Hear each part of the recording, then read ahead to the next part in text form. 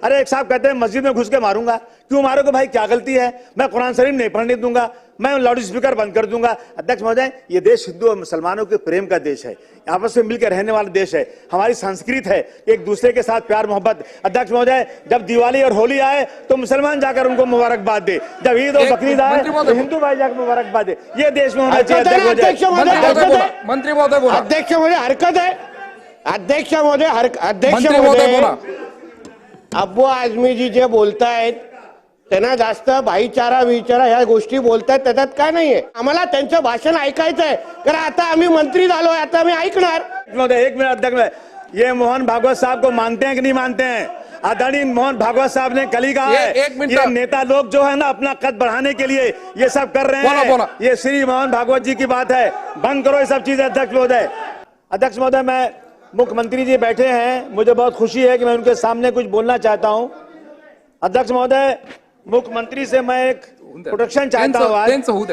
अध्यक्ष महोदय, हमारा देश एक धार्मिक देश है। अध्यक्ष महोदय, यहाँ धर्म के मानने वाले लोग हैं, अपने धर्म के खिलाफ, अध्यक्ष महोदय, महापुरुषों के खिलाफ यदि कोई बोलता है उस पर जान देने को तैयार रहते हैं लोग।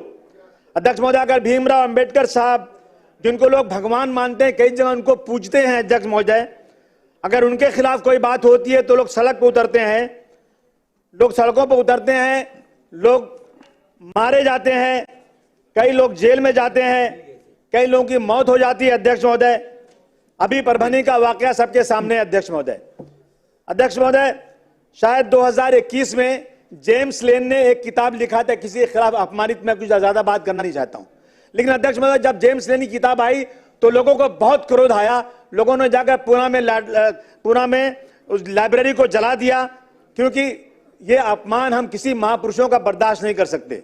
अध्यक्ष महोदय, उस वक्त आर पाटिल साहब ने कहा था जेम्स लेन को अमेरिका से लाएंगे, केस चलाएंगे, लेकिन आज तक तो उनको लाया नहीं, कोई केस हुआ नहीं, अभी तक कुछ किया नहीं गया। अध्यक्ष महोदय, इस तरह त्रिपुरा में एक मस्जिद पे हमला हुआ, कुरान शरीफ जलाया गया, हुजूर सल्लल्लाहु अलैहि वसल्लम के खिलाफ, नामुसे रिसालत के खिलाफ हुआ, तो अध्यक्ष महोदय, मालेगांव में, नांदेड़ में, अमरावती में लोग सड़क पर उतरे। अध्यक्ष महोदय, उसमें मालेगांव में 70 लोग 1 साल तक जेल में रहे, अगर नांदेड़ में लोग जेल में रहे। अध्यक्ष महोदय, मेरा कहना है कि अगर हमें लॉ एंड ऑर्डर को दुरुस्त करना है तो मुख्यमंत्री जी, मैं आपसे निवेदन करता हूं, हाथ जोड़ के आपसे निवेदन करना चाहता हूं, 50% आपका लॉ एंड ऑर्डर नहीं दुरुस्त है तो आप बोल देना मुझे। अध्यक्ष महोदय, जब भी नवरात्रि आती है, मस्जिद के सामने आकर के क्या जरूरत है वहां पर सर, वहां पर आके ये कहना कि इस देश में रहना है तो आपको जय श्री राम कहना है। अध्यक्ष महोदय, अगर कोई मना करता है, रुकिए अध्यक्ष महोदय, मुसलमानों को क्यों मजबूर किया जाता है? अध्यक्ष महोदय, गुंबद पर चढ़ करके वहां पर गेरुआ झंडा लगा दिया जाता है।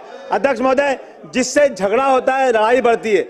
अध्यक्ष महोदय, अगर इस तरह की चीजें देश में चलेंगी तो लॉ एंड ऑर्डर कैसे दुरुस्त होगा? मैं अध्यक्ष महोदय, विशालगढ़ में मस्जिद के ऊपर चढ़कर गुंबद पे हथौड़ा मारा गया, सबने अपनी आंखों से देखा। अध्यक्ष महोदय, मैं मुख्यमंत्री जी, मैं आपका ध्यान दिलाना चाहता हूं कि विशालगढ़ में मस्जिद में घुसकर कुरान शरीफ जलाया गया, वहां पर 45-50 लोगों का घर बिल्कुल तोड़ दिया गया। क्या गलती थी उनकी? अध्यक्ष महोदय, ये सिर्फ हिंदू और मुसलमानों के बीच में जिस तरह से झगड़ा कराया जा रहा है, उस पर कहीं ना कहीं मुख्यमंत्री जी को आपको रोक लगाना जरूरी है। बांग्लादेश में हमारे भाइयों के साथ वहां पर जाति हो रही है, हम उसकी निंदा करते हैं, उसकी खुली निंदा होना चाहिए, लेकिन मेरे देश के अंदर अध्यक्ष महोदय, ट्रेन के अंदर एक पुलिस वाला मुसलमानों को निकाल के गोली मार देता है। अध्यक्ष, उसकी निंदा क्यों नहीं जोरदार तरीके से होती? क्यों नहीं हमारे और भाई सड़क पे उतरते? अध्यक्ष महोदय, एक टीचर एक बच्चे को खड़ा करती है और दूसरे बच्चों से कहती इसको मारो, क्यों मारो? कि ये मुसलमान है, बच्चा रोता है। अध्यक्ष महोदय, मैं आपसे आज एक आपसे गुजारिश करना चाहता हूं। अध्यक्ष महोदय, अभी यहाँ पर बुल्डाना में धाड़ जगह पे टीपू सुल्तान की जयंती परमिशन के साथ मनाई गई, परमिशन मिला, और उसके बाद किसी ने पटाखा फोड़ा।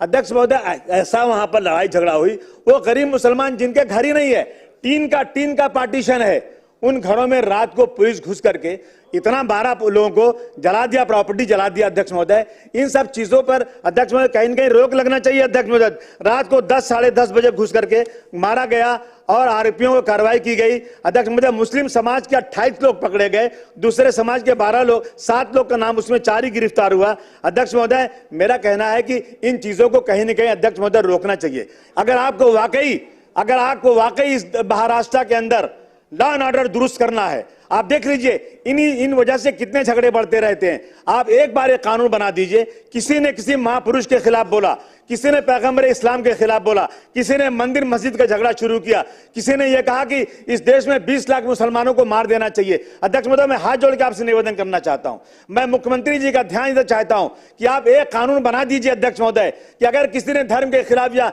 ऐसे महापुरुषों के खिलाफ बोला तो कम से कम ऐसा कानून बने कि उसकी जमानत ना होने पाए और कम से कम 2-4 साल जेल में रहे और 10 साल की सजा उसको होना चाहिए। अध्यक्ष महोदय, हिंदू मुसलमानों को आपस में भाईचारगी करना बहुत जरूरी है अध्यक्ष महोदय, इसलिए मैं आपसे गुजारिश करने आज आया हूं। अध्यक्ष महोदय, महल झोपड़ी सबका मुकद्दर फूट जाएगा अगर ये साथ हम हिंदू और मुस्लिमों का छूट जाएगा।